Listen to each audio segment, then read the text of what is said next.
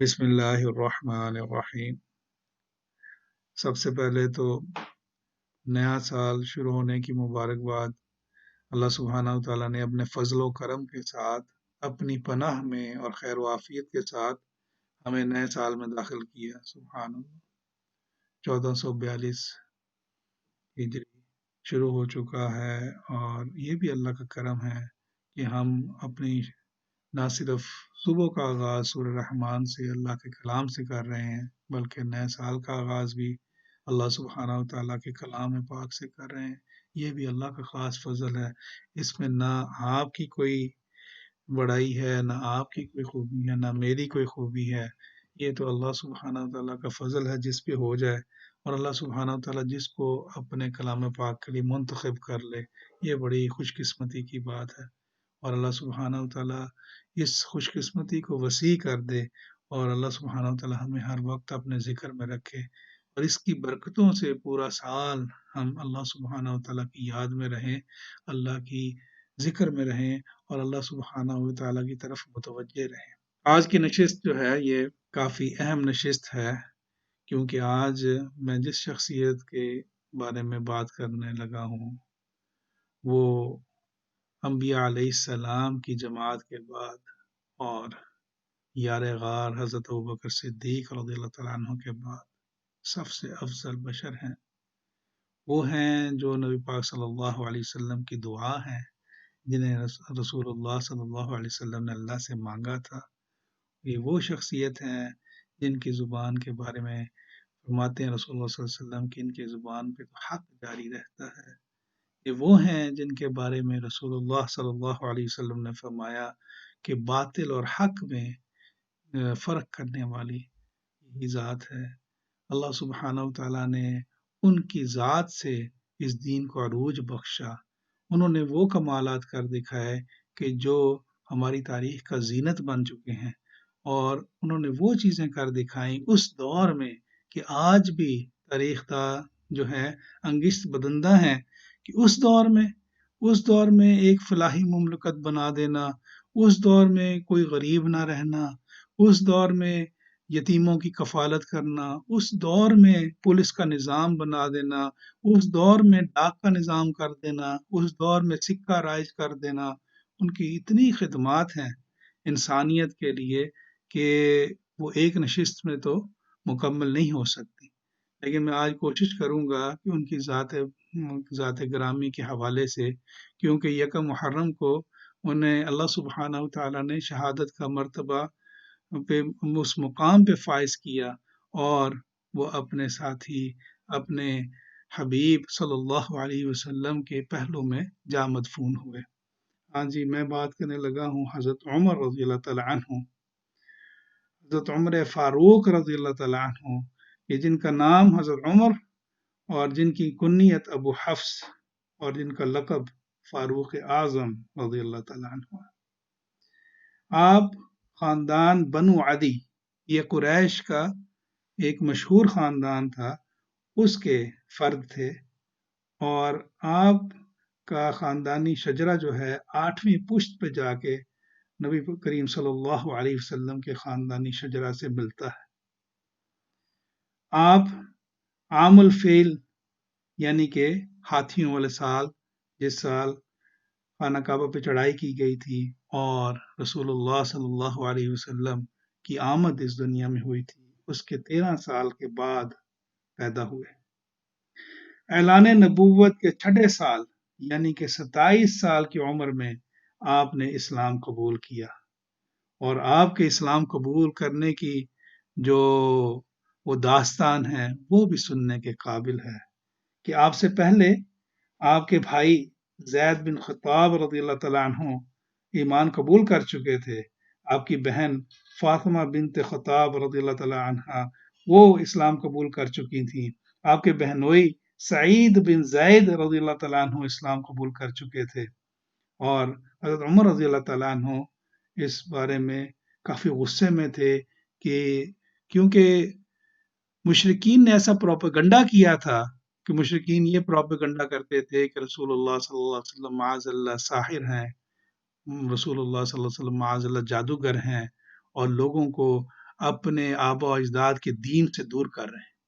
تو ایک روز حضرت عمر رضی اللہ تعالیٰ عنہ نے سوچا کہ میں کیوں نہ معاذ اللہ نبی پاک صلی اللہ علیہ وسلم کی جان لے لوں تاکہ لوگ اپنے دین پر قائم رہیں۔ اس نیت سے وہ گھر سے نکلے تلوار نکال کے، اور رستے میں ایک شخص نے کہا عمر کہاں کا ارادہ ہے؟ ان کے تیور دیکھ کے فرمانے لگے کہ میں اس ارادے سے نکلا ہوں۔ وہ کہنے لگے کہ پہلے اپنے گھر کی تو خبر لو، تمہاری تو بہن بھی مسلمان ہو چکی، تمہارا تو بہنوئی بھی مسلمان ہو چکا۔ اسی وقت پلٹے، اپنی بہن کی گھر کی طرف گئے۔ ان کی بہن اور ان کے بہنوئی حضرت خباب رضی اللہ تعالیٰ عنہ سے قرآن کی تعلیم حاصل کر رہے تھے۔ تو دستک دی، قرآن پاک کی جو آواز تھی وہ تو کانوں میں پڑ چکی تھی۔ حضرت خباب رضی اللہ تعالیٰ عنہ چھپ گئے، معلوم ہوا کہ باہر عمر ہیں، روب دبدبے والے تھے، اور ان کے بارے میں آتا ہے کہ لمبے قد والے اور جرری تھے، بلکہ انہوں نے بچپن میں ہی کشتی، تیغ زنی، گھوڑ سواری اس کے اوپر پورا عبور حاصل کیا ہوا تھا۔ اور یہ ان اشخاص میں سے تھے، قریش کے 17 لوگوں میں سے تھے کہ جو لکھنا پڑھنا جانتے تھے، یعنی کہ ایک ایسے ہیرے تھے وہ اس وقت، اور ان کا روب و دبدبہ ایسا تھا۔ حضرت خباب رضی اللہ تعالیٰ نے جب دیکھا کہ حضرت عمر باہر ہیں تو وہ چھپ گئے۔ بہن نے دروازہ کھولا، چونکہ قرآن کی تلاوت کی آواز کان میں پڑ چکی تھی تو غصے میں پوچھنے لگے کیا کر رہے تھے؟ تو بہن خاموش رہی، اور پھر غصے میں بہن اور بہنوئی کو مارنا شروع کر دیا۔ وہ مار کھاتے رہے، اور یہاں تک ہوا کہ ایک لکڑی جو ہے انہوں نے اپنی بہن کے سر پہ ماری، جس سے خون کا فوارہ نکل اٹھا۔ بہن بھی تو فاروق اعظم کی تھی نا، کہنے لگی آپ ہمیں جان سے مار دو لیکن ہم اس دین سے نہیں پلٹیں گے۔ جب ایسا عزم دیکھا تو حضرت عمر فاروق رضی اللہ تعالیٰ عنہ کہنے لگے اچھا مجھے دکھاؤ تم کیا پڑھ رہے تھے جس نے تمہیں ایسی تقویت تمہارے دلوں کو بخش دی۔ انہوں نے پھر کلام پاک کے صحاف نکالے اور سورہ طٰہٰ کی تلاوت کی۔ سورہ طٰہٰ کی تلاوت دل میں اترتی چلی گئی، اور کہنے لگے کہ مجھے نبی کریم صلی اللہ علیہ وسلم کے پاس لے چلو۔ حضرت خباب رضی اللہ تعالیٰ عنہ نے جب دیکھا کہ دل پسیج گیا ہے تو وہ باہر تشریف لے آئے اور کہنے لگے عمر میں نے کل ہی رسول اللہ صلی اللہ علیہ وسلم کو یہ دعا کرتے سنا ہے کہ یا اللہ 2 عمر میں سے ایک عمر سے، یعنی کہ ابو جہل یا عمر کو میں سے ایک کو یا اللہ اس دین کے لیے منتخب کر لے اور ان سے اس دین کو سربلندی عطا فرما۔ آپ تو رسول اللہ صلی اللہ علیہ وسلم کی دعا ہے۔ حضرت خباب رضی اللہ تعالیٰ عنہ ان کو لے کے چلے۔ دار ارقم ایک جگہ تھی جہاں پہ رسول اللہ صلی اللہ علیہ وسلم اپنے رفیقین کے ساتھ رہتے تھے، کیونکہ اس وقت کفار کی ریشہ دوانیاں تھی، دین کی تبلیغ کا 6واں سال چل رہا تھا، اور ہر طرف سے پریشانیاں، تکلیفیں، اور رسول اللہ صلی اللہ علیہ وسلم پہ معاذ اللہ یہ بھی ڈر رہتا تھا کہیں کوئی حملہ نہ کر دیا جائے۔ اس لیے دار ارقم میں رسول اللہ صلی اللہ علیہ وسلم صحابہ کے جھرمٹ میں رہتے تھے۔ اور جب وہ پہنچے دار ارقم پہ اور حضرت عمر رضی اللہ تعالیٰ نے دستک دی، اندر سے ایک صحابی رسول نے دیکھا کہ باہر حضرت عمر رضی اللہ تعالیٰ عنہ کھڑے ہیں، ننگی تلوار کمر سے لگائی ہوئی ہے، تو پریشان ہو گئے، جا کے بتانے لگے یا رسول اللہ عمر اس طرح آئے ہیں۔ اس سے 1 یا 2 روز قبل حضرت حمزہ، وہ بھی اللہ سبحانہ وتعالیٰ کے جرری سپاہی، وہ اسلام قبول کر چکے تھے، وہ بھی نڈر تھے، اور ان کی شجاعت میں کوئی ثانی نہیں تھا۔ فرمانے لگے کہ عمر کو آنے دیں اندر، اگر تو بری نیت سے آئیں گے تو اسی تلوار سے ان کا کلا کما کر دیں گے۔ حضرت عمر رضی اللہ تعالیٰ نے جب اندر تشریف لائے، رسول اللہ صلی اللہ علیہ وسلم نے ان کی چادر پکڑ کے جھٹکا اور کہا عمر اللہ پر ایمان لاؤ۔ دل تو پہلے ہی پسیج چکا تھا، اور جب رسول اللہ صلی اللہ علیہ وسلم کے الفاظ ایسے دل پہ نکلے لگے، اسی وقت ہی رسول اللہ صلی اللہ علیہ وسلم کے قدموں میں بیٹھ گئے اور اسلام قبول کیا۔ اس کے بعد حضرت عمر رضی اللہ تعالیٰ عنہ نے کوئی موقع نہیں جس میں رسول اللہ صلی اللہ علیہ وسلم کے ساتھ نہ موجود ہو، کوئی ایسی لڑائی نہیں، کوئی ایسی جگہ نہیں جس میں رسول اللہ صلی اللہ علیہ وسلم کے ساتھی نہ بنے ہوں، اور پھر اللہ نے انہیں کیا سربلندی عطا فرمائی کہ جب دنیا سے رخصت ہونے کا وقت آیا آخری آرام گاہ بھی ان کی رسول اللہ صلی اللہ علیہ وسلم کے پہلو میں بنی۔ یہ وہ صحابی رسول ہیں کہ جن کی رائے کے موقف میں، جن کی رائے کی تائید میں اللہ سبحانہ و تعالیٰ نے قرآن میں آیات نازل فرمائی۔ جب انہوں نے غزوہ بدر کے موقع پہ اور شجاعت ایسی اور انصاف ایسا اور دین کے اوپر ایسی محبت تھی کہ غزوہ بدر میں انہوں نے اپنے رشتے میں لگنے والے ماموں کو مارا تھا، اور بدر کے موقع پہ جو انہوں نے رائے دی تھی اس رائے کی تائید میں اللہ سبحانہ تعالیٰ نے قرآن میں آیات نازل فرمائی۔ پردے کے بارے میں جو حضرت عمر رضی اللہ تعالیٰ عنہ نے مشورہ دیا، اللہ سبحانہ تعالیٰ نے اس کی تائید میں آیات نازل فرمائی۔ کئی مرتبہ حضرت عمر رضی اللہ تعالیٰ عنہ کی تائید میں اللہ سبحانہ تعالیٰ نے قرآن میں آیات نازل فرمائی۔ بہت بہادر تھے، کسی غزوے میں بھی پیچھے نہیں رہے، ہر غزوے میں رسول اللہ صلی اللہ علیہ وسلم کے ساتھ شانہ بشانہ رہے۔ صلح حدیبیہ کے موقع پہ ایسا معاملہ ہوا کہ رسول اللہ صلی اللہ علیہ وسلم نے صلح کی۔ جب رسول اللہ صلی اللہ علیہ وسلم عمرہ کی نیت سے نکلے تھے صحابہ کرام کے ساتھ، اور حدیبیہ کے مقام پہ روک دیا گیا اور کفار نے اس سال عمرہ نہ کرنے کی انہیں کہا کہ نہیں ہوگا، اور پھر ایک صلح ہوئی۔ اس صلح میں کچھ ایسی شکیں تھیں جو کہ ظاہراً مسلمانوں کے خلاف نظر آتی تھیں۔ اس وقت حضرت عمر رضی اللہ تعالیٰ نے رسول اللہ صلی اللہ علیہ وسلم سے عرض کی، یا رسول اللہ، کیا آپ سچے نبی نہیں؟ کیا ہم حق پہ نہیں؟ تو پھر ہم دب کے کیوں اس طرح کی صلح کریں؟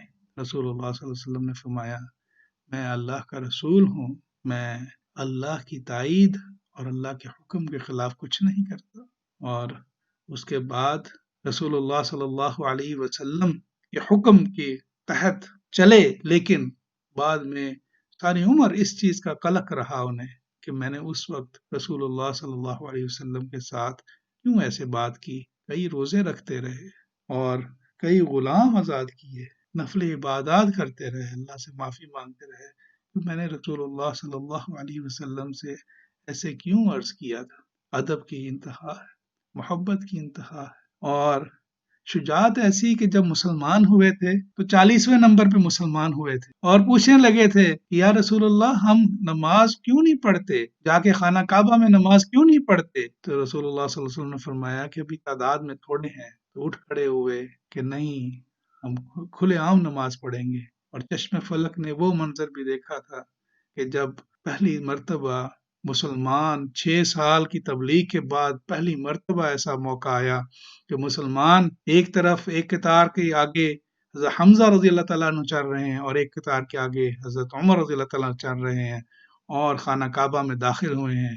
حضرت عمر رضی اللہ تعالیٰ نے اعلان کر کے وہاں نماز ادا کی، اور کسی کی ہمت نہ ہوئی کہ وہ مسلمانوں کی طرف بڑھ سکے۔ حضرت ابوبکر صدیق پہلے خلیفہ، اور ان کی خلافت جب ان کے وصال کا وقت آیا تو حضرت ابوبکر صدیق رضی اللہ تعالیٰ عنہ نے حضرت عمر رضی اللہ تعالیٰ عنہ کا انتخاب کیا، اور کچھ صحابہ نے عرض کیا کہ اے خلیفہ مومنین، آپ جن کا انتخاب کر رہے ہیں یہ ذرا سخت ہیں۔ حضرت ابوبکر صدیق نے فرمایا کہ جب ان پہ ذمہ داری ہوگی خلافت کی نرم پڑ جائیں گے، اور تاریخ نے ثابت کیا کہ حضرت ابوبکر صدیق کا کیا ہی انتخاب تھا۔ حضرت عمر رضی اللہ تعالیٰ عنہ نے خلافت سنبھالی، اور حضرت عمر رضی اللہ تعالیٰ عنہ کی خلافت کا دور جو ہے 10 برس 6 ماہ اور 4 دن رہا، اور ان کے دور حکومت میں 22 لاکھ مربع میل پر مسلمان حکومت پھیل گئی۔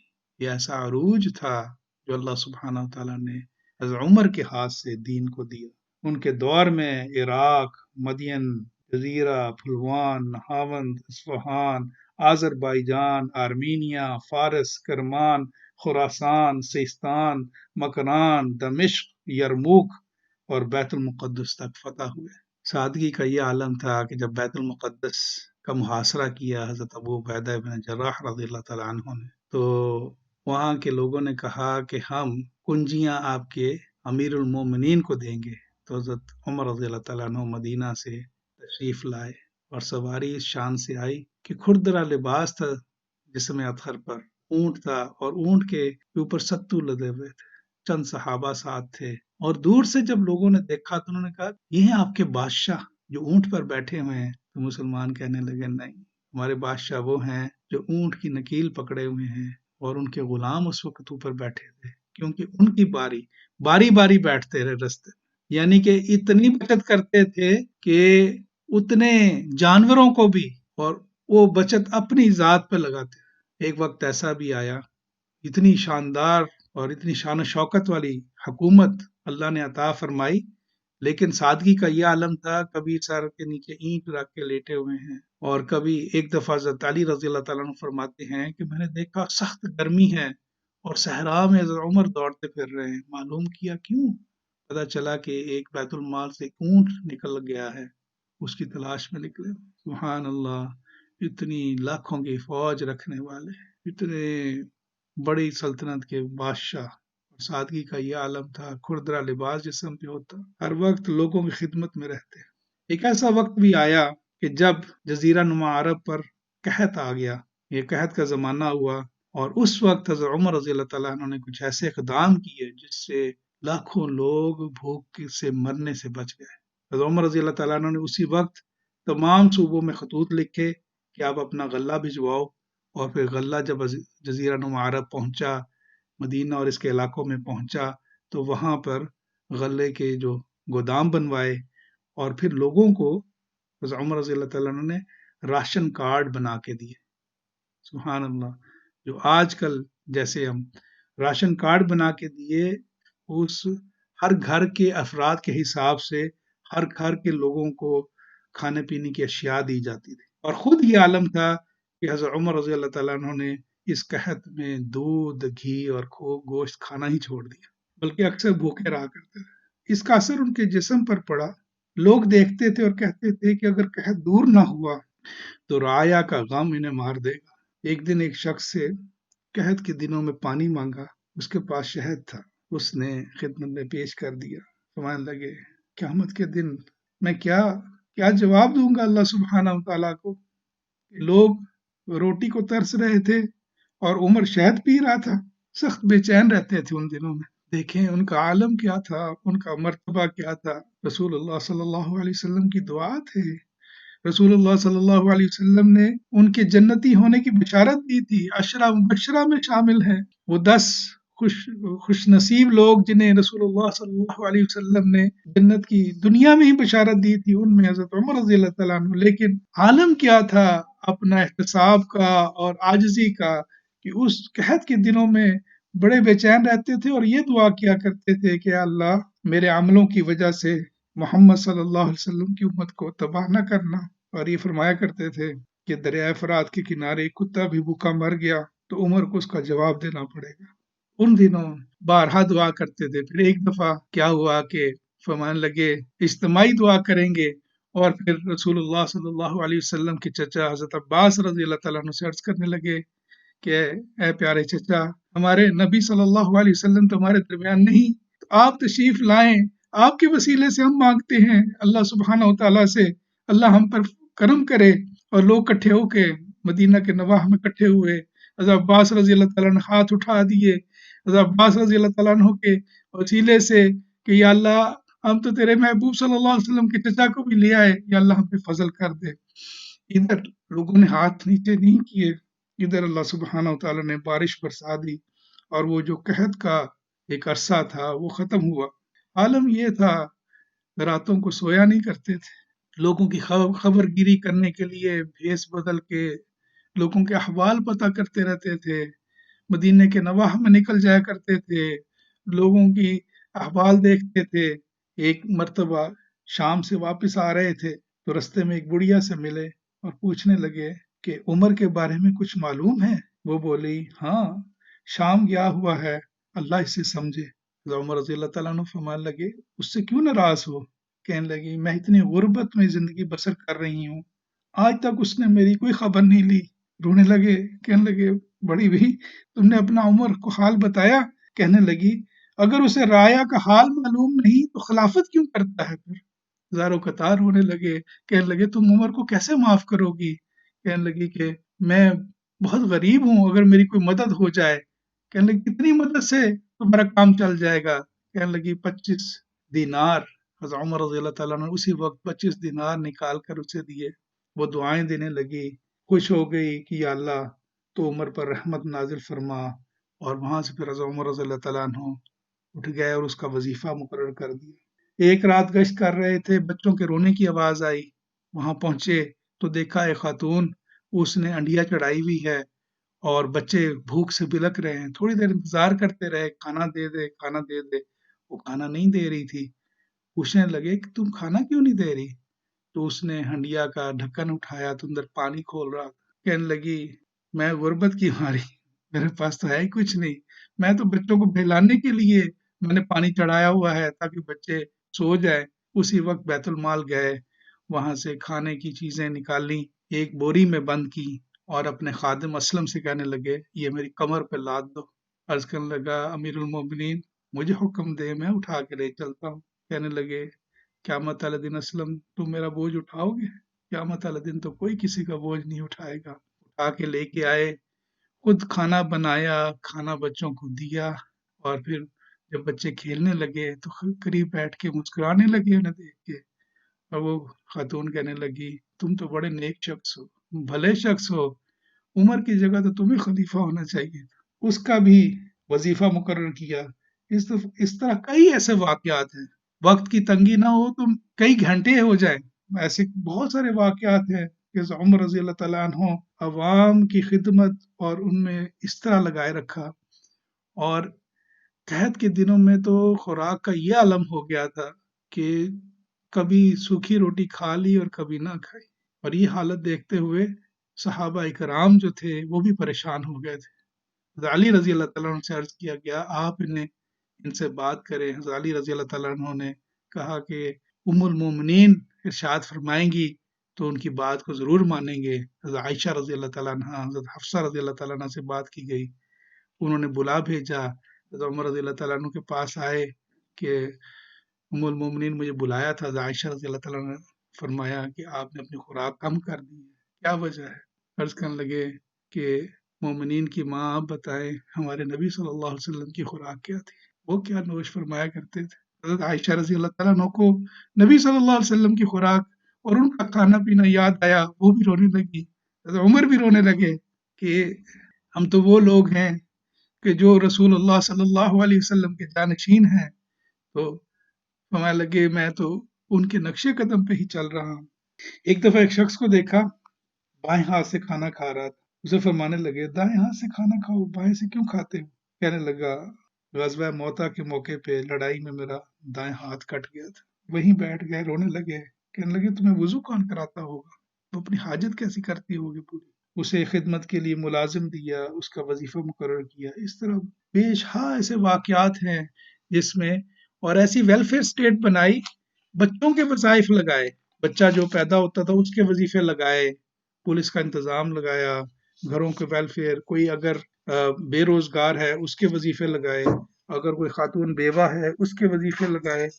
تو اس طرح کے انہوں نے عوام کی بھلائی کے لیے ایسے اقدام کیے کہ جو آج بھی سنہرے حروف کے ساتھ لکھے جاتے ہیں۔ اللہ سبحانہ تعالیٰ نے ان کو ایسا عروج بخشا۔ دیکھیں یہ جو کائنات ہے یہ عناصر اربع سے تخلیق کی گئی۔ عناصر اربع کیا ہے؟ ہوا، پانی، آگ اور خاک۔ یہ چار عناصر ہیں جو کہ پوری کائنات کا خبیر ہیں، جس سے یہ پوری کائنات بنی۔ اللہ سبحانہ تعالیٰ نے عمر رضی اللہ تعالیٰ عنہ کو ان پہ بھی طاقت عطا فرمائی تھی، اور کئی ایسی کرامات ہیں جو بتاتی ہیں کہ ہوا بھی ان کے حکم کے تابع چلی، پانی بھی ان کے حکم کے تابع ہوا، آگ بھی ان کے حکم کے تابع ہوئی۔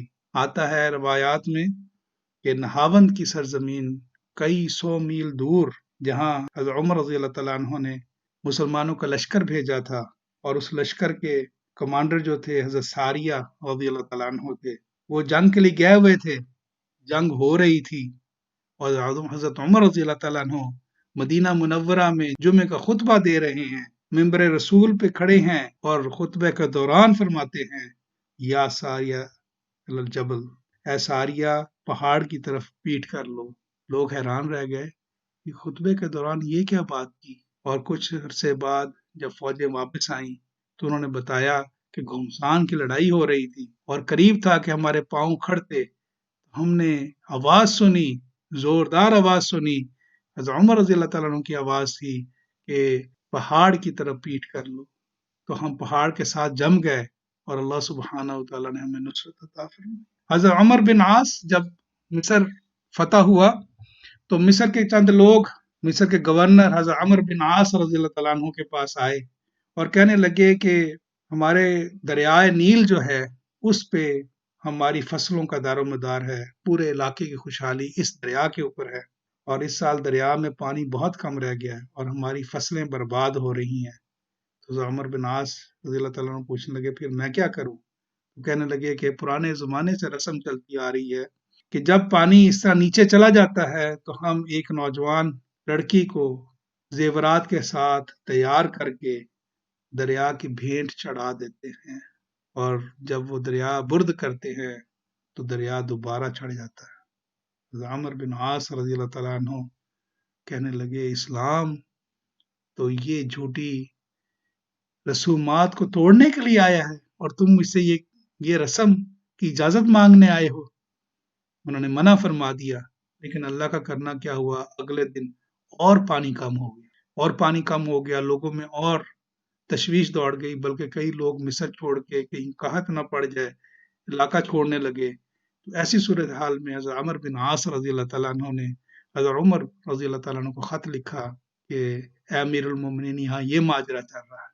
جواب میں انہوں نے خط لکھا حضرت عمر بن عاص رضی اللہ تعالیٰ عنہ کے نام کہ آپ نے بالکل صحیح جواب دیا ان کو، اور لکھا کہ میں یہ خط ایک ساتھ بھیج رہا ہوں، اسے دریا میں ڈال دیں۔ اور حضرت عمر بن عاص رضی اللہ تعالیٰ عنہ نے خط کھول کے پڑھا تو اس میں لکھا تھا کہ اے دریا اگر تو اپنی مرضی سے چلتا ہے تو پھر ہمیں تیری کوئی ضرورت نہیں، اور اگر تو اللہ کی مرضی سے جاری ہے تو پھر اللہ کی مرضی سے چل۔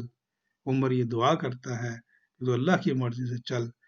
انہوں نے وہ دریا میں ڈال دیا، جو ہی دریا کی مٹی ریت میں دبایا پانی چڑھ آیا، بلکہ اس واقعے کے بعد کئی ہزاروں لوگ مسلمان ہو گئے۔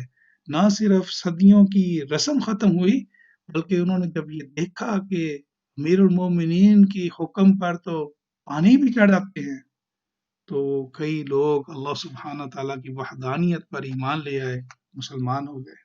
ایک مرتبہ مدینہ شریف میں زلزلہ آیا، حضرت عمر رضی اللہ تعالیٰ عنہ نے زمین پر درہ مارتے ہوئے کہا تری علم اعدل علیک، اے زمین رک جا، کیا تیرے اوپر میں عدل نہیں کر رہا؟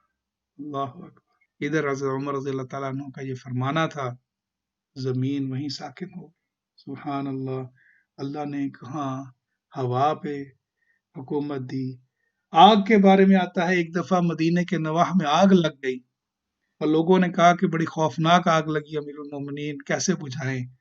تو حضرت تمیم داری رضی اللہ تعالیٰ عنہ کو حضرت عمر رضی اللہ تعالیٰ عنہ نے اپنی چادر عطا کی، فرمایا کہ اس چادر کو لہرانا آگ کے آگے۔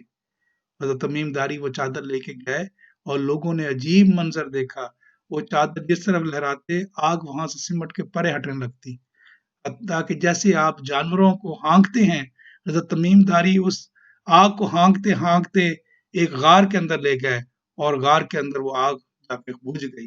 اللہ اکبر۔ 27 ذی الحجہ یہ رسول اللہ صلی اللہ علیہ وسلم کے جانشین فجر کی نماز کے لیے کھڑے ہوتے ہیں۔ ایک مجوسی ابو لولو فیروز غلام آپ پیچھے سے نکلتا ہے اور نماز کے دوران آپ کے پیٹ مبارک میں خنجر کے وار کرتا ہے۔ 27 ذی الحجہ فجر کا وقت، وار اتنے زوردار ہوتے ہیں، حضرت عمر رضی اللہ تعالیٰ گر جاتے ہیں، لیکن قربان جائیں ان کی اللہ سے محبت۔ اور کیا کرتے ہیں، حضرت عبد الرحمن بن عوف کا ہاتھ پکڑ کے، گرتے ہوئے بھی ہاتھ پکڑ کے انہیں مصلی پہ آگے کر دیتے ہیں کہ نماز مکمل کرو۔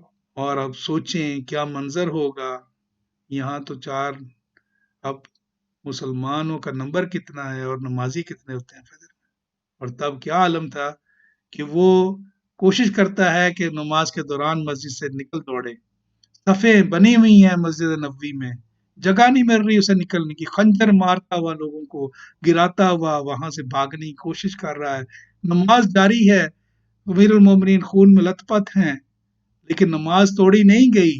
اور پھر کیا ہوا، نماز ختم ہو گئی، اور جب اس نے دیکھا کہ اب تو میں قابو آ گیا ہوں تو اس نے اپنے آپ کو خنجر مارا اور وہیں مر گیا. اور اس واقعے میں 7 اور صحابہ کرام شہید ہوئے جنہیں اس نے خنجر مارے اور کئی زخمی ہوئے.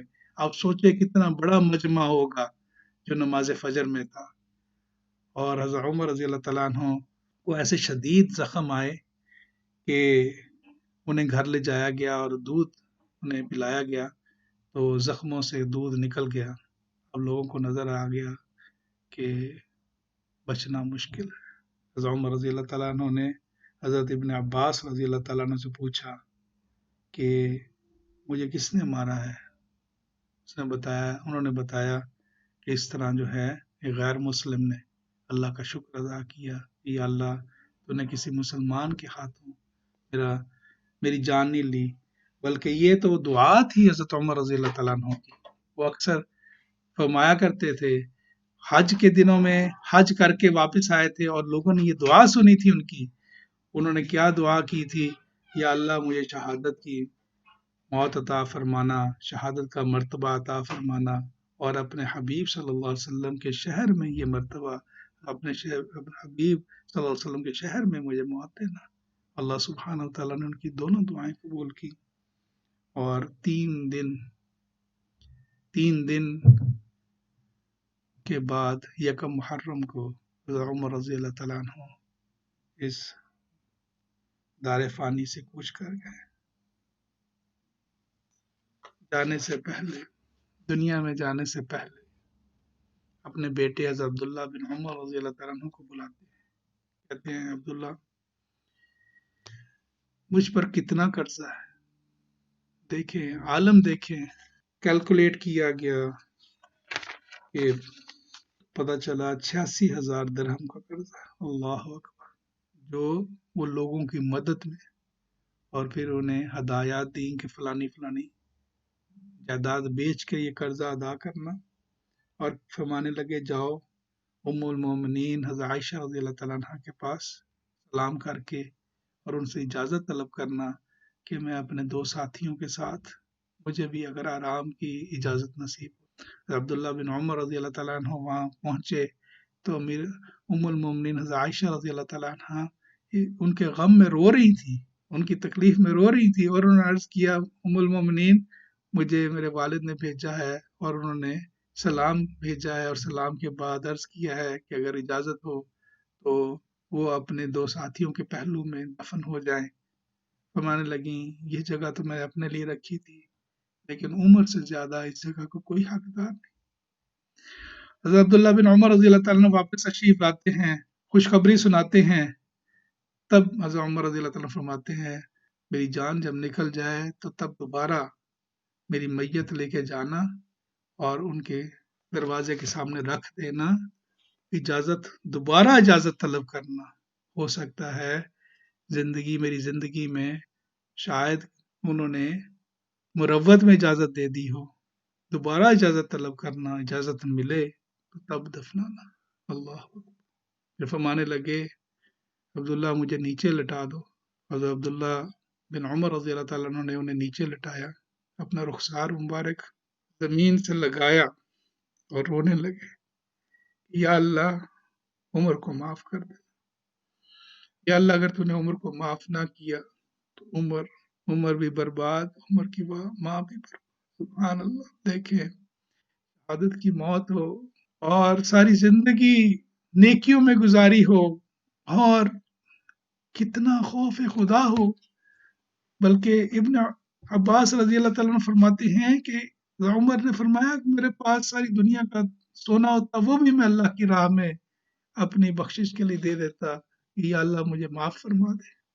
یہ عالم تھا دل کا، یہ عالم تھا ان کے تقوی کا، یہ عالم تھا ان کی رسول اللہ صلی اللہ علیہ وسلم کے ساتھ محبت کا. وفات کے بعد حضرت صہیب رضی اللہ تعالیٰ عنہ نے آپ کا جنازہ پڑھایا. حضرت علی رضی اللہ تعالیٰ عنہ، حضرت عثمان رضی اللہ تعالیٰ عنہ، حضرت عبد الرحمن بن عوف رضی اللہ تعالیٰ عنہ قبر مبارک میں اترے اور آپ کو رسول اللہ صلی اللہ علیہ وسلم کے پہلو میں دفن کیا. حضرت علی رضی اللہ تعالیٰ عنہ فرمانے لگے مجھے یقین تھا کہ یہ اسی جگہ ہی آئیں گے کیونکہ میں اکثر رسول اللہ صلی اللہ علیہ وسلم سے سنا کرتا تھا میں اور ابو بکر وہاں گئے اور عمر وہاں گئے، میں ابو بکر اور عمر وہاں سے نکلے، میں ابو بکر اور عمر وہاں سے آئے، کہ جب بھی رسول اللہ صلی اللہ علیہ وسلم نے تذکرہ فرمایا تو دونوں شیخین حضرت ابو بکر صدیق اور عمر رضی اللہ تعالیٰ عنہ کا ہمیشہ ساتھ ذکر فرمایا۔ مجھے یقین تھا کہ یہ رسول اللہ صلی اللہ علیہ وسلم کے پہلو میں ہی آئیں گے۔ سبحان اللہ، اللہ سبحانہ وتعالیٰ نے اتنا بڑا مرتبہ عطا فرمایا۔ دیکھیں، نیا سال شروع ہوتا ہے، 23 ہجری کو زخمی ہوئے، 24 ہجری یکم محرم 24 ہجری کو دنیا 63 سال کی عمر میں دنیا سے تشریف لے گئے۔ ہمارا تو سال ہی قربانیوں سے شروع ہوتا ہے، ہمارا تو سال ہی اللہ کی آگے عز و عاجزی سے شروع ہوتا ہے۔ حضرت امام حسین کی شہادت، اہل بیت کی صحبتیں جھیلنا، ہمارا تو سال ہی قربانیوں کی ایک لازوال داستان سے شروع ہوتا ہے، جو ہمیں پیغام دیتا ہے کہ دیکھ لو تمہارے سلف کیا تھے، دیکھ لو تمہارے وہ آقا کیا تھے اور تم کیا ہو۔ اللہ سبحانہ تعالیٰ ہمیں سمجھ عطا فرمائے، اللہ سبحانہ تعالیٰ ہمیں ان کے نقش قدم پہ چلنے والا بنائے۔ وما علینا الا البلاغ۔ والسلام علیکم ورحمۃ اللہ وبرکاتہ۔